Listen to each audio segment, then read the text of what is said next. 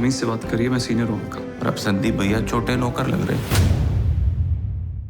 राजस्थान में कांग्रेस नेताओं के घरों पर प्रवर्तन निदेशालय की छापेमारी के एक दिन बाद सूबे के मुख्यमंत्री अशोक गहलोत ने भारतीय जनता पार्टी पर एजेंसी के दुरुपयोग के आरोप लगाए।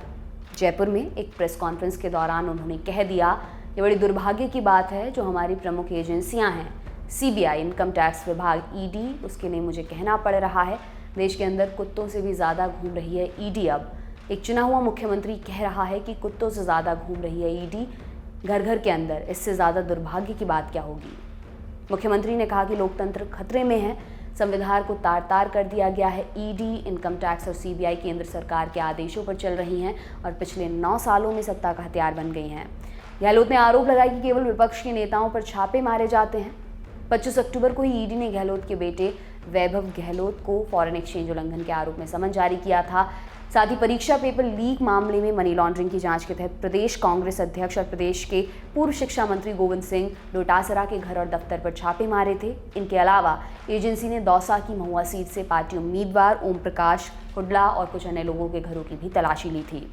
छापों के बाद मुख्यमंत्री गहलोत ने बीजेपी सरकार पर गुंडागर्दी के आरोप लगाए थे। कहा था कि देश में आतंक फैल गया है। जांच एजेंसी और लोकतंत्र पर टिप्पणी से तर मुख्यमंत्री गहलोत ने दावा किया कि प्रधानमंत्री नरेंद्र मोदी उनका गारंटी मॉडल ही अपना रहे हैं। उन्होंने कहा, मैंने ईडी और सीबीआई के प्रमुखों से समय मांगा था, लेकिन अब ये एक राजनीतिक हथियार बन गए हैं। मोदी जी को ये एहसास नहीं है कि उनकी उल्टी गिनती शुरू हो गई है, वो अब हमारे गारंटी मॉडल का पालन कर रहे हैं। आपको वैभव गहलोत पर क्या आरोप लगे थे उनके बारे में विस्तार से बता देते हैं।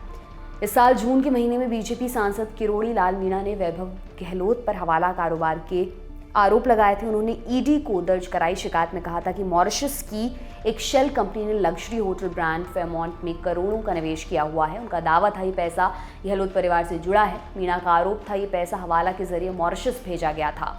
बीजेपी सांसद ने वैभव गहलोत के साथ अशोक गहलोत पर भी होटल व्यवसाय में करोड़ों रुपए के अवैध निवेश का आरोप लगाया था। साथ ही कहा था कि इस कारोबार से होने वाली कमाई को sunlight car rental services private limited नाम की कथित डमी कंपनी को ट्रांसफर किया जा रहा है। कहा गया कि ये वैभव की कंपनी है। आपको ये भी बता दें कि राजस्थान की 200 सीटों पर 25 नवंबर को वोट डाले जाएंगे। नतीजे 3 दिसंबर को घोषित किए जाएंगे। आपके लिए तमाम जानकारी लेकर आए हैं हमारे साथी सोम। मेरा नाम दिव्यांशी सुमराव है। आप देखते रहिए दी लल्लन टॉप। बहुत बहुत शुक्रिया।